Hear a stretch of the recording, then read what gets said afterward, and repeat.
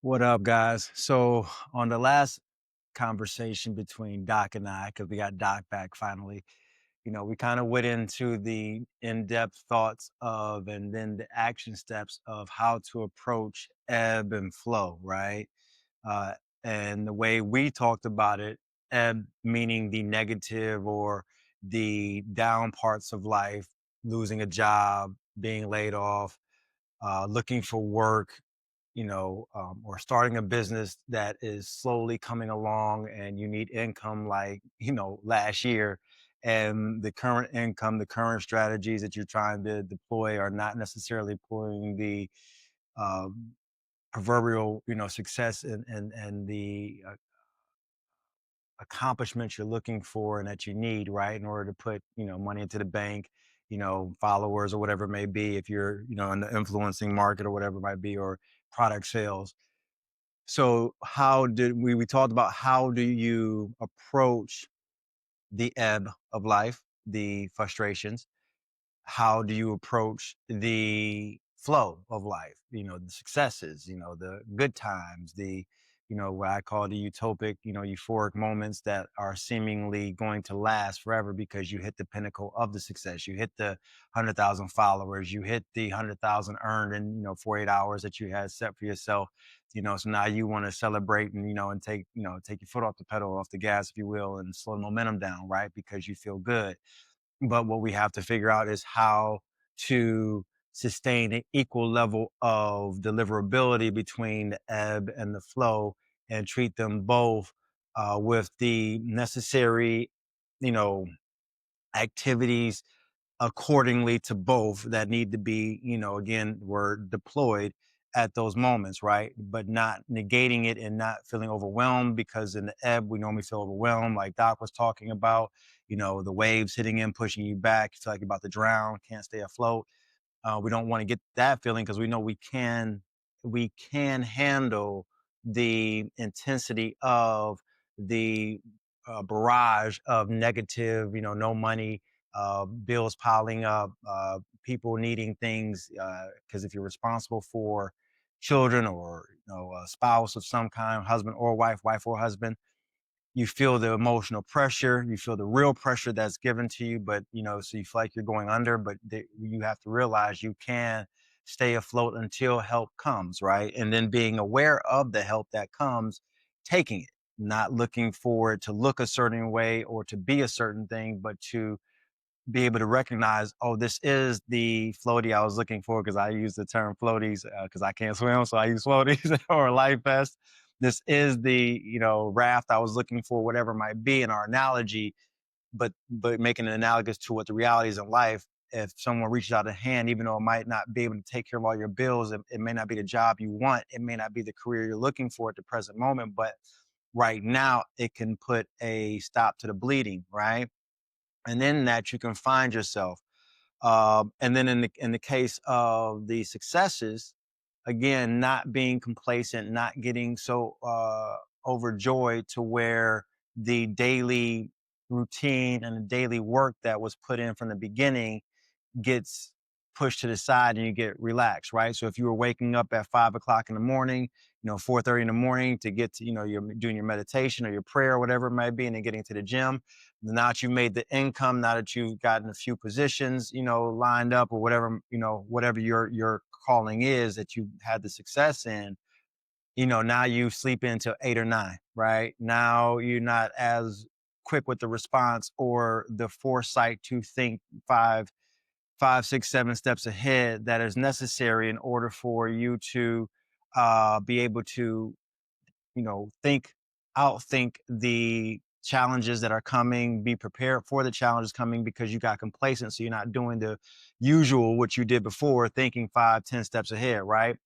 So my point to you guys is it's imperative that you think about these things and have discussion like we had with Doc. And if you didn't hear that conversation, go back to that conversation so you can get the feel of what we were talking about how to approach the ebb and flow of life, right? We gave some good examples. Doc gave some examples of, college collegiate coaches that, were immensely successful in their career, how they approached, after winning a championship, going right back to recruiting the next day, not waiting and not, exploring, vacations and all that, but staying consistent with the deliverables. Why are we bringing this to you guys now? And the way we're bringing it to you, my opinion, and again, opinions are, it's like assholes. Everyone has one, I know, but I think we need more discussion in our community. And I'll say this directly in the Black community. I believe we need more discussion from people who are not necessarily, the celebrity of music or athletics or financial wins and business, big business wins. People who are like us, yeah, I'm seemingly successful in my own right, but I'm still just like everybody else. I'm still trying to make it to that big number, right? And to that place where I can kind of exhale a little bit, right? Financially, but I'm building along the way. So we're just like you. Doc is doing the same thing. Doc, as you already know or don't know, I will just surprise you of it again. Doc is from the States. We grew up in Cleveland, Ohio. Him and Bedford, me in Cleveland Heights and South Euclid. He progressed in his academic career, went to LSU, then he went to University of Akron and got his degree in biochemistry, moved to Arizona, got a job there, worked at ASU for a little while on campus, then he got a corporate job, then he met his love of his life, his wife, who was from Switzerland. They had two beautiful kids, and then they decided to move back to Switzerland, which is a great choice. They've only been there within the past 2 or 3 years. He's got he went and got a corporate job there, but then he got let go, and now he's starting his own brewery, right? So we're coming to you with his background as a doctor in biochemistry, me with my background as entrepreneur over the past 25 years now in two different industries, one in fitness. I started a business in fitness and wellness that did well for a few years, then lost that business. And I went into social media with a partner, my lady at the time that I was dating. We went into Instagram influencing fitness, and we were able to build a nice little business off of that, travel the world for about 3 or 4 years. And then we decided to split our separate ways. I had started a staffing firm while we were traveling internationally. And then I went back to rebuild the staffing firm. And currently that is what is sustaining my ability to be able to do what I do in my life and also be able to provide, jobs and careers for others, right? So the parent company of this platform is Kane Ross LLC, and we staff IT professionals into corporations. With all of this, we're average individual people or average people from the standpoint, as you see, we don't have big names, we don't have a great big following, but we're actually going through in this current time, the dynamics that we all are facing, and we are keeping our nose and mouth above water well. And so what we want to do is bring our approach to how we're doing what we're doing and how we talk on a daily basis, weekly basis, monthly basis, how we interact and what our thoughts are, and then our thoughts lead to action steps that allow for us to continue to grow. We want to have this conversation with you and bring it out to the forefront because, again, like I said, honestly, I don't think it's enough of us in our community having this type of conversation at this particular juncture when it's necessary, based off of our current experience of working in corporate and delivering, our expertise within our own lanes to the corporate sectors while still trying to build businesses and build, families and still trying to, be independent and travel the world and all this other stuff. So I'm saying this because right now, with the administration that's in office, shaking up so many different things. So many people voted for, in the states, voted for the current administration, right? But now you're seeing the effects of what was not necessarily, maybe the best choice. However, again, going through any change is going to be, and I'm not here to pick sides. It's not what this conversation is about because that's a whole different conversation. But what I am here to say is it still is shaky majorly because tariffs are being put in place. Other countries are not being able to, they're changing their laws and rules against how, we're doing things. More demands once the tariffs get put in place. That means the worker, the taxpayer, has to now pay more because the produce and the products rather that we were getting from overseas are now, not happening, not coming in, and then we have to get taxed more, we have to pay more, right? And then jobs are being cut at the same time. Like, how you expect me to pay more when you're taking my job, right? So it's a very unique time. And then we have the whole race dynamic. Now, again, I am talking about our people, but then you have that. So then the emotion comes into play, right? Which overrides and supersedes so many other logical things when we get emotional, right? So what I'm asking us to do is to have these type of conversations where we can find that balance between the logic and the emotion and find that neutral ground that we need so we can be stoic to approach the struggles, the real struggles that we face, individually and as well as communities, um, and build properly at this present juncture while it seems like there's no bricks to build and to make a foundation.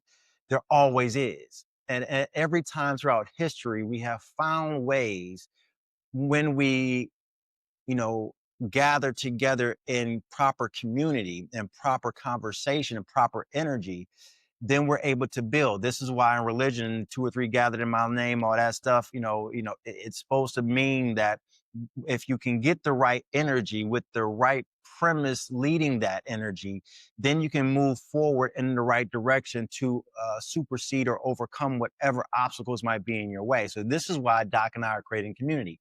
Now, I will say this, we're not religious. I don't believe in Christ, Jesus. I don't believe in Muhammad. I don't believe in Allah, whatever. I don't believe in none of that. And that might be controversial, and I would love for you to speak on that. But I act in a way where you would think that I follow all of them, right? Because again, I love my fellow man and I love my fellow woman. I love my fellow being no matter what, but I have to love me first and foremost fully. And I have to do the work daily to humble myself and get over my own individual fears and insecurities. And when I do that, then that lessens my projection of the fear or the insecurity that I might think that the other person, whether they're white, whether they're black, whether they're Asian, whether they're female, or whether they're trans, it doesn't matter. I can now approach any of them with a level of humility and do unto others as I would do unto myself mentality, right?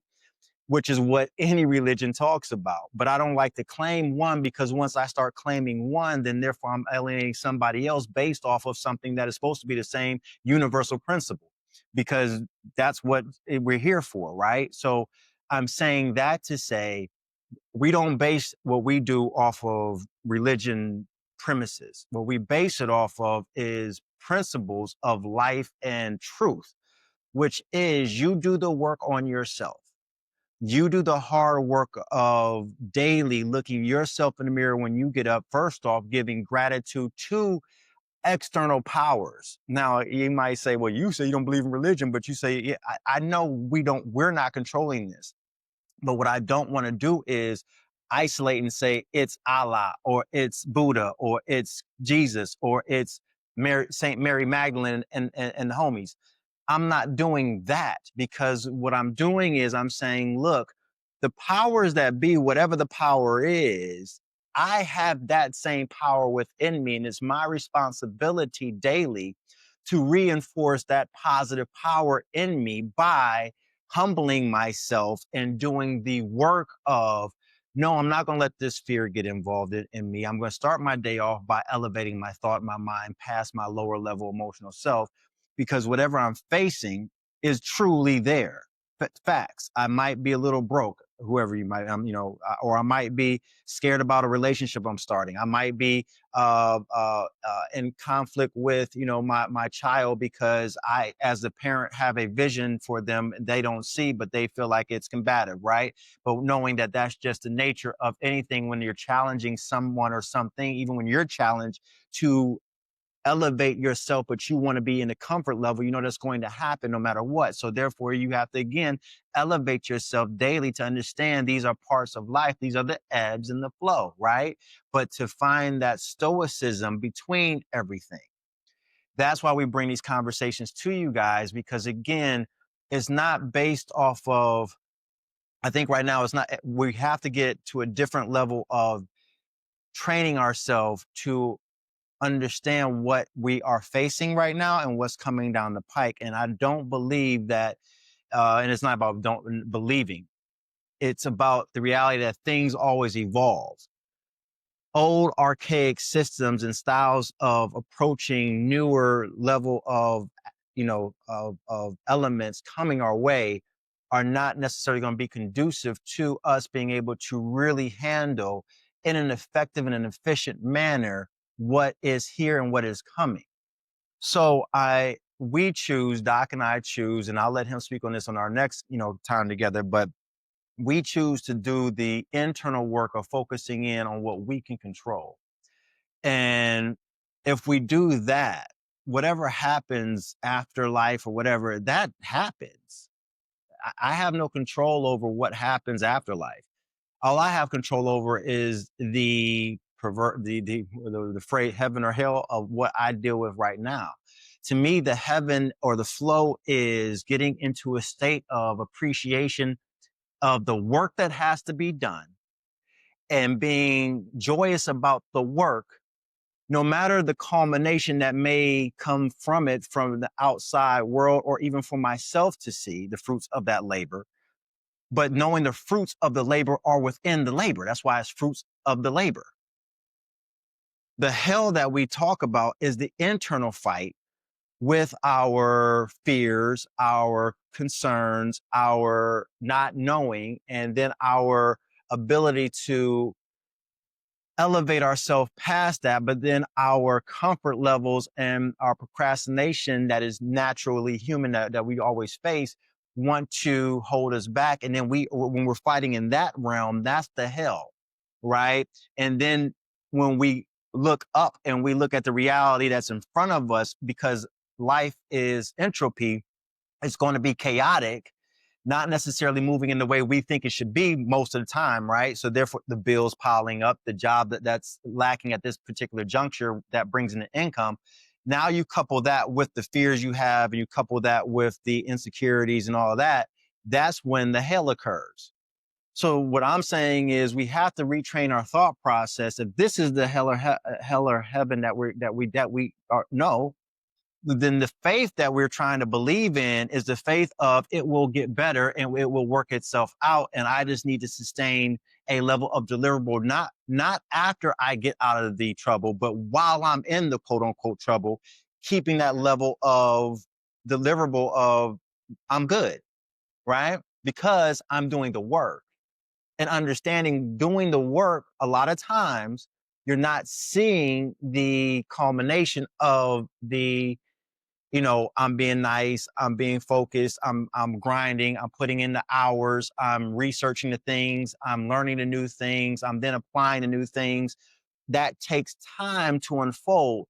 But if you are, again, higher level self, daily reinforcing the positive of that's what needs to be done, no matter who's looking, no matter who's rewarding you, no matter who's saying good job, no matter who's saying, hey, I want to follow you and pay you, or I want to like and comment and send, doesn't matter. What matters is, if your husband or your wife doesn't sit there and say, baby, you're doing a great job.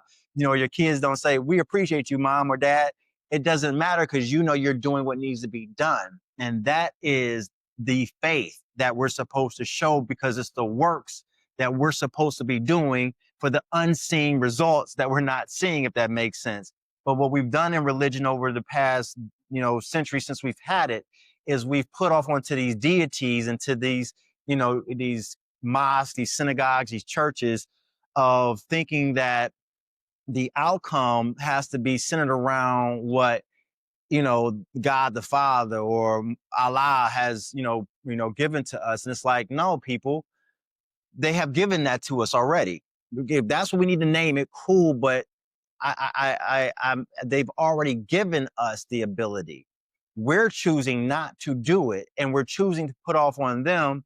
Well, I pray 5 times a day. I do I do the fasting, and it still hasn't come about because you have not really understood. It's not about the label you're putting on it. I did, I'm Christian. I go to church on Sundays and, I do Bible study on Wednesdays or whatever it might be, or I'm 7-day Adventist, whatever you call it.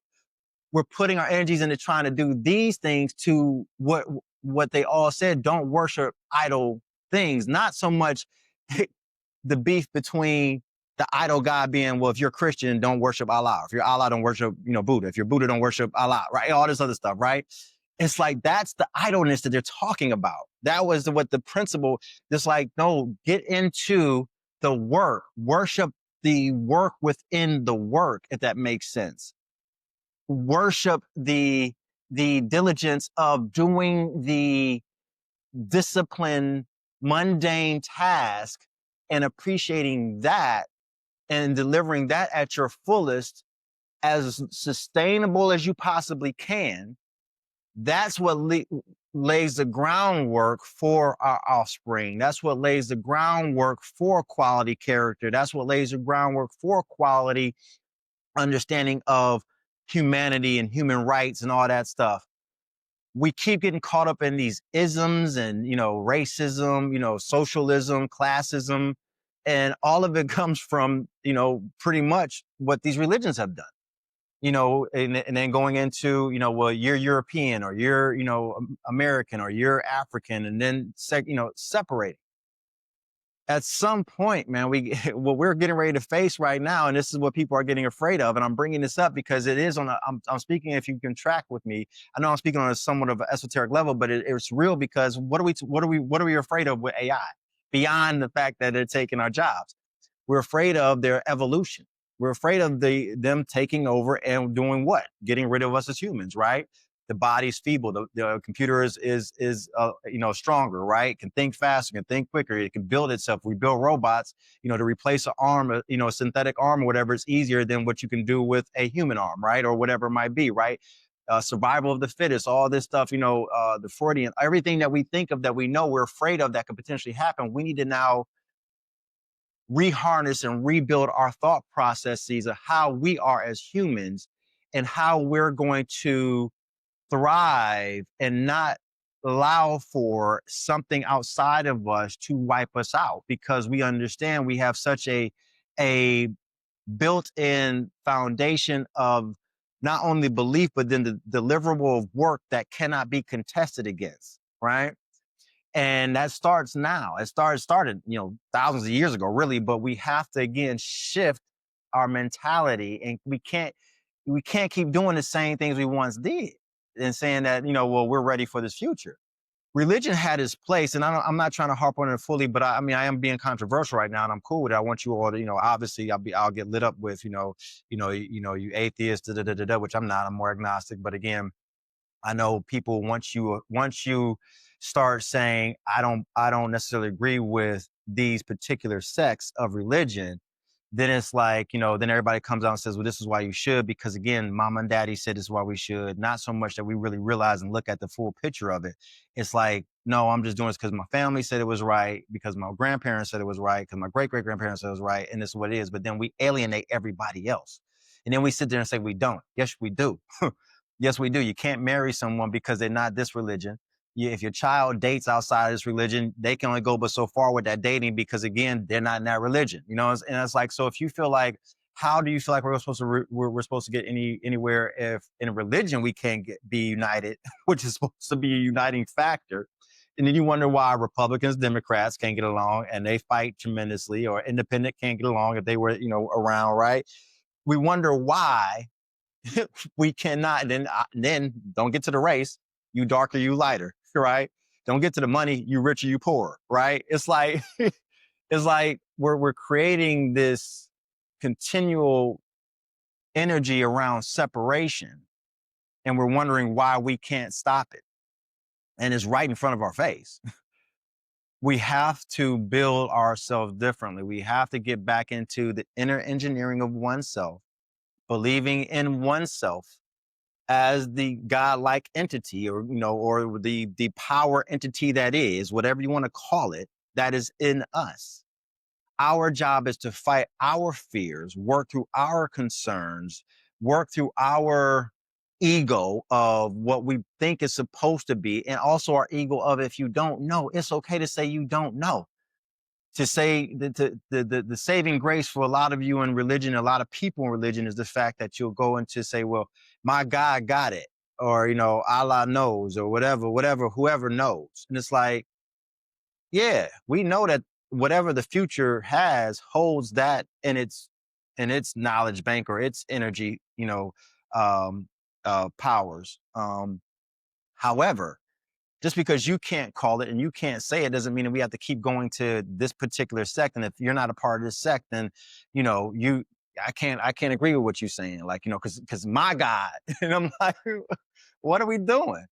While you're taking time to say that, you can be figuring out, like, if you're out of work, if you are in a relationship that's not communicating well, or you're not seeing eye to eye, and you want to hold on to it because you feel like, well, I gave this person my word. Well, this is where the enemy, the lack of one not going deep into oneself and being comfortable in saying, okay, hey, partner, whoever you are, we tried for 6 months. This is not working. I am not connected to you. We're not working. This is not working out. Instead of me going and cheating on you, or, you know, talking to people behind your back and all this, or putting you down, how about I just say, look, it's not working, right? And then that other person also being able to receive that and say, you know what, I may not agree, but at the same token, I agree to disagree. But I also know that the best way for us to move forward is to separate, right? Instead of having conflict, right? Or we've been married for so many years, we're doing this for the kids, all the reasons that we all know in 2025. And if you read, if you have done counseling, if you've done therapy, you can't stay in it based off of what you're going to hurt. You're going to hurt, the kids are going to get hurt regardless. Like, but in that hurt, they'll find their level of growth and development. And if you do it right, it can minimize the level of hurt to a certain degree. But then their story and how they receive it is their story and how they got to receive it, people. And we can't keep acting like we have the God complex that you can control someone else's receptivity to an activity, right? Or to a response to a circumstance that has happened, whether you cause it or not. It's their job to learn how to grow and to respond accordingly to unfavorable responses, the same way we have to do. But if we're not working daily on that internal development, and we're not having proper conversations that will allow us to get past the fear and get past the ego, but if we're having conversations that are just fueling, gaslighting, I guess, the anger within us, the fear within us, the frustration within us, then we're going to continue to perpetuate that. And while we're perpetuating that, we're still losing time and energy because we're having systems now that don't have that same emotional level, right? AI don't have any emotion, right? And they're able to deliver at a high clip knowledge and information, right? And what we're concerned with, if we give them more, they're going to eventually, again, take over, right? So again, I'm talking about a change that has to happen, and shift in mentality, a shift in how we think, a shift in how we go about our development as a people, to unite as humanity. And I'm not trying to sit here and be on this euphoric, utopic, you know, world situation, but at some point we got to quit doing the same stupid shit over and over. You know, people were shocked when the Russian Ukraine war started, and they're like, you know, and I remember back when it started 2 or 3 years ago, people were like, you know, in this civilized world, you know, this is not supposed to happen in, you know, in Russia, or it's not supposed to happen, right, in these parts of the world. Or now that Trump, you know, in the United States administration wants to send out National Guard to California to, you know, into Chicago in order to, you know, get the illegals and, you know, and all this stuff, you know, and people are shocked that this is still happening. I'm like, it's not a shock. You know, we still sit there and say United States and God we trust, right? We still, you know, at the end of every, you know, person's winning of an award, I got to thank God first and foremost. And it's like, we still saying things that we said, you know, 200, 300 years ago. And we've gotten a little better, but it's like, where do we take responsibility for ourselves and quit putting it off on these deities? And because evidently we still, if people are so shocked that in 2025 there's still a war going on, and wars going on, right? Just recently you had between Thailand and Cambodia a border war, you know, and it's like, because we still have these lower level ignorant thoughts, and we're perpetuating them through systems that have been around for centuries, that have always just amplified the differences between. They even went to, I mean, crusades. Like, you're not Christian, we kill you, you know, like that type of thing. And I know people want to say it's not the Christian, but it is. because it's like what comes first, the chicken or the egg, right?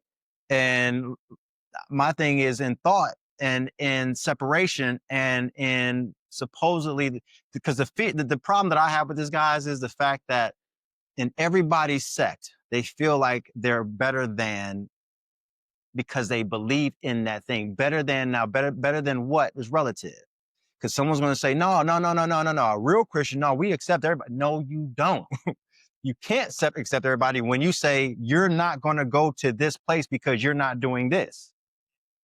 And that's in Muslim culture, that's in Jewish, I mean, all of it. All the religions say if you're not this, you're not going here. And so we do this over here. We're this sect. And then we wonder why nations are so we're America, we're better, we're Russia, we're better, we're China, we're better. It just perpetuates. It's just a cyclical thing. So I'm asking you as an individual, if you want to see the change on a bigger scale, you have to be the change agent. You have to adjust yourself to your daily routines, to what's happening around you. Not to say you're going to stop the chaos. Not to say that by being neutral, that problems won't happen. What I'm saying is we lessen the negative energy by being neutral. We lessen the ability to grow oneself and be different by being neutral. And we allow for ourselves to change in a time we need to change and become more united. Because if we become more united, then we're able to then handle what is coming down, that is going to be different, that is going to be a bigger, I guess, better, maybe not bigger or better, but just different. And it's going to challenge humanity. So we need to adjust ourselves and adjust ourselves quickly. And it starts with you and I one-on-one doing our own individual thing in order to empower ourselves to be able to come to the next individual. Like I said, I don't care what you are. I don't care who you are. I don't care how you operate.